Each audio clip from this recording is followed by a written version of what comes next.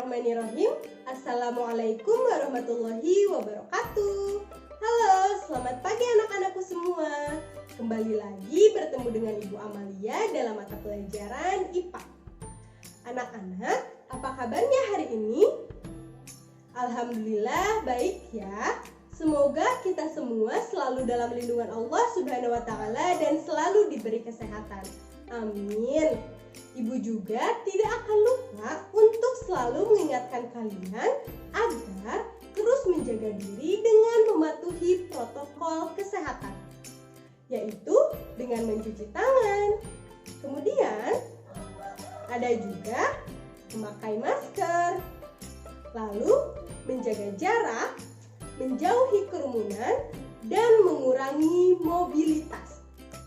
Anak-anak harus tetap semangat untuk belajarnya ya. Walaupun kita belajar di rumah, harus terus bersyukur dan selalu bahagia. Pada hari ini, Ibu akan menjelaskan muatan pembelajaran IPA, tema 6, panas dan perpindahannya, subtema 3, pengaruh kalor terhadap kehidupan. Di mana setelah anak-anak mempelajari materi ini, anak-anak mampu menjelaskan benda-benda yang dapat menghambat dan mempercepat perpindahan kalor. Kemudian, anak-anak dapat menjelaskan alat-alat yang digunakan untuk menghambat dan mempercepat perpindahan kalor dalam kehidupan sehari-hari. Dan yang terakhir, anak-anak mampu membuat laporan tentang cara-cara menghambat dan mempercepat perpindahan kalor. Seperti biasa ya, silahkan siapkan buku dan alat tulisnya. Lalu kita simak pembelajaran ini bersama-sama dengan penuh semangat.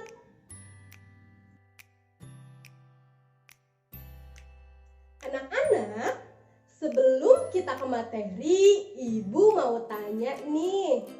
Siapa yang masih ingat cara perpindahan kalor dalam kehidupan sehari-hari itu terdiri dari apa saja ya?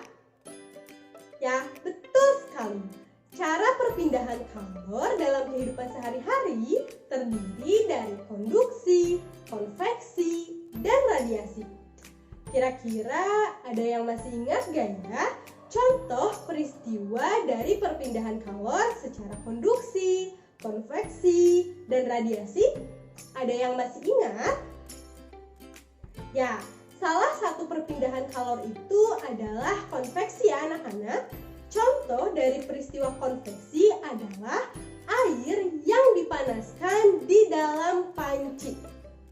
Nah, kira-kira kalau misalkan kita ingin mengangkat panci dari kompor supaya tangan kita tidak merasa panas atau tidak kepanasan, sebaiknya kita menggunakan apa ya?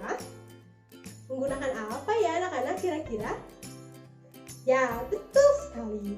Kita bisa menggunakan kain lap ya. Nah, kain lap tersebut merupakan benda yang bisa menghambat perpindahan panas. Pada hari ini, kita akan belajar tentang benda-benda yang menghambat dan mempercepat perpindahan kalor. Benda-benda yang menghambat dan mempercepat perpindahan kalor. Untuk menghambat perpindahan kalor secara konduksi, kita bisa menggunakan benda-benda yang bersifat isolator. Diulangi lagi ya. Untuk menghambat perpindahan kalor secara konduksi bisa menggunakan benda-benda yang bersifat isolator.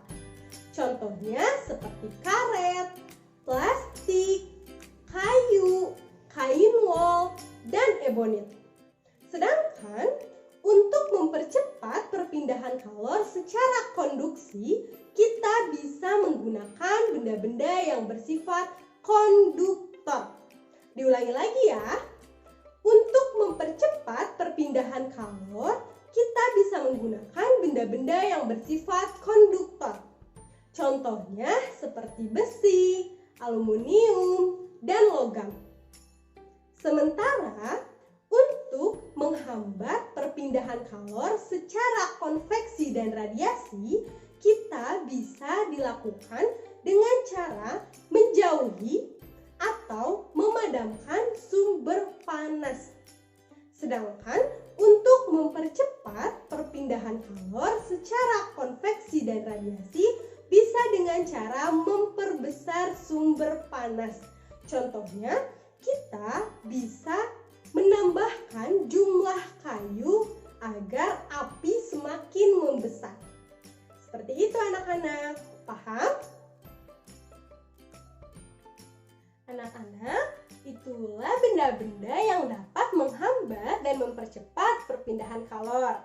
Sekarang anak-anak sudah mengetahuinya ya. Coba, di sini Ibu memiliki beberapa benda. Kemudian, tugas kalian adalah identifikasi benda yang sudah Ibu sediakan ini, bagian konduktornya, atau bagian yang dapat mempercepat perpindahan panasnya itu atau mempercepat perpindahan kalornya itu yang mana. Kemudian tentukan juga bagian isolator atau bagian benda yang bersifat menghambat perpindahan kalornya itu yang mana ya.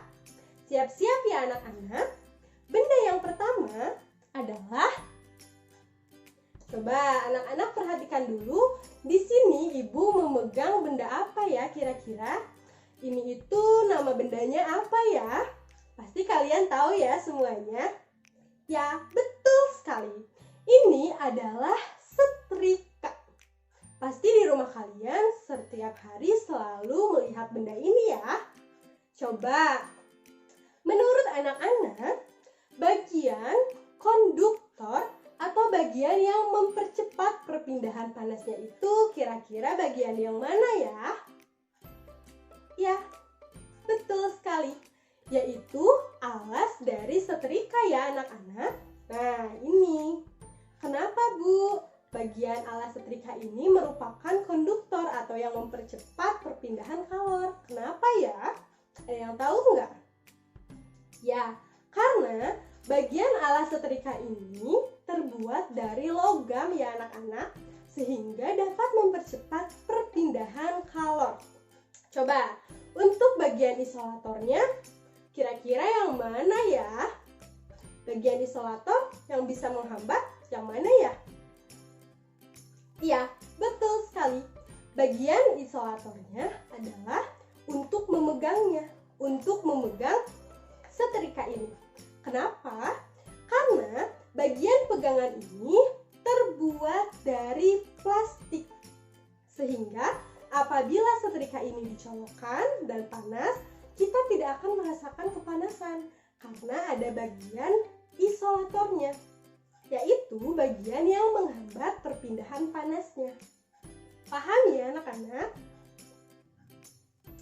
Nah, sekarang kita lanjut ke benda yang kedua. Anak-anak perhatikan ya, siap-siap nih. Benda yang kedua yaitu apa ya ini? Seperti panci anak-anak. Coba kalian amati terlebih dahulu. Kira-kira bagian konduktor atau bagian yang dapat mempercepat perpindahan panasnya itu bagian mananya ya? Coba lihat-lihat dulu bagian mananya. Bagian mananya? Ya, betul sekali. Bagian konduktor atau bagian yang mempercepat perpindahan panasnya adalah ininya ya, anak-anak ya. Bagian wadahnya ya. Kira-kira kenapa ya bagian wadahnya ini disebut sebagai bagian konduktor atau bagian yang dapat mempercepat perpindahan panas? Kenapa ya kira-kira? Iya, karena bagian dari wadahnya ini terbuat dari aluminium, sehingga dapat mempercepat perpindahan kalornya. Coba, kalau untuk bagian yang bersifat isolatornya, kira-kira dari benda ini yang mana ya? Benda yang bersifat isolator ya anak-anak, yaitu benda yang menghambat perpindahan panasnya. Yang mana ya? Ya, betul sekali, yaitu bagian gagangnya ya. Ini nih yang berwarna orange. Kenapa Bu bisa disebut sebagai bagian isolator atau bagian penghambat. Kenapa ya? Karena terbuat dari apa? Coba lihat ini. Ada yang tahu? Ya, karena gagangnya terbuat dari plastik sehingga dapat menghambat perpindahan kalor. Jadi, apabila kalian ini disimpan di atas kompor, apabila dipegang seperti ini, tidak akan merasakan panas tangan kalian ini. Kenapa? Karena ada bagian isolatornya, yaitu bagian penghambat perpindahan kalornya. Paham ya anak-anak? Nah, anak-anak, sekarang kita lanjut ke benda yang ketiga. Siap-siap ya. Benda yang ketiga ini adalah apa ya? Kalian pernah melihatnya? Kira-kira nama bendanya apa ya anak-anak? Ya, betul sekali. Nama benda ini adalah teflon. Coba anak-anak amati baik-baik ya benda ini.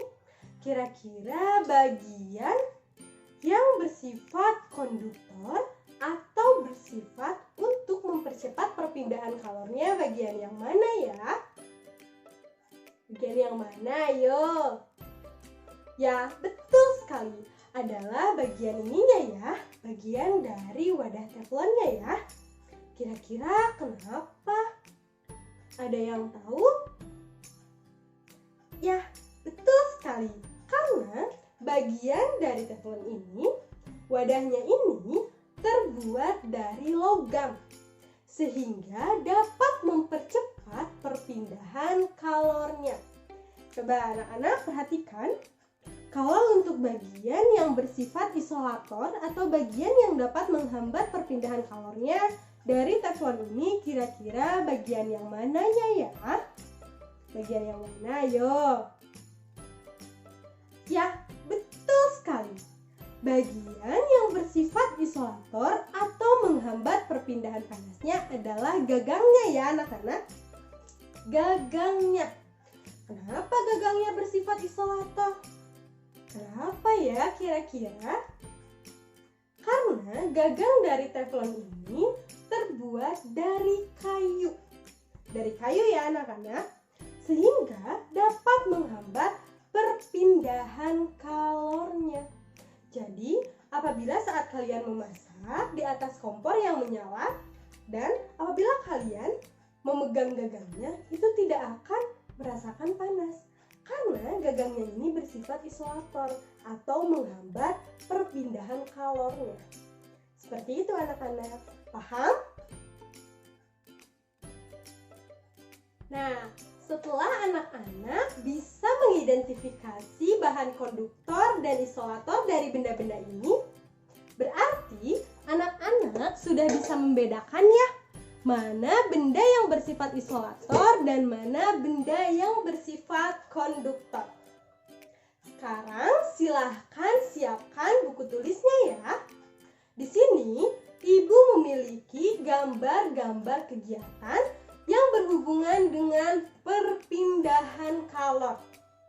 Coba anak-anak identifikasi cara-cara dari gambar-gambar tersebut, dari gambar-gambar yang sudah Ibu sediakan ini, bagian yang dapat menghambat perpindahan kalor dan bagian yang dapat mempercepat perpindahan kalornya itu yang mana ya? Silahkan kerjakan di buku tulisnya ya anak-anak. Semangat untuk mengerjakannya. Alhamdulillah pembelajaran materi pada hari ini sudah selesai ya. Pada hari ini kita sudah membahas dan mempelajari materi tentang benda-benda yang menghambat dan mempercepat perpindahan kalor. Diingat lagi ya anak-anak, bahwa benda yang dapat menghambat perpindahan kalor itu disebut dengan benda yang bersifat isolator. Contohnya seperti karet, kemudian plastik, kain wol, kayu, dan ebonit. Sedangkan untuk benda yang mempercepat perpindahan kalor yaitu bisa bisa menggunakan benda-benda yang bersifat konduktor. Contohnya seperti aluminium, besi, dan logam. Nah, sekian pembelajaran kita pada hari ini. Terima kasih kepada anak-anakku yang soleh dan soleha sudah menyimak pembelajaran ini dengan baik. Tetap semangat untuk belajarnya ya. Jangan lupa kerjakan tugasnya, tetap jaga kesehatan, dan selalu bersyukur. Terima kasih anak-anakku. Wassalamualaikum warahmatullahi wabarakatuh.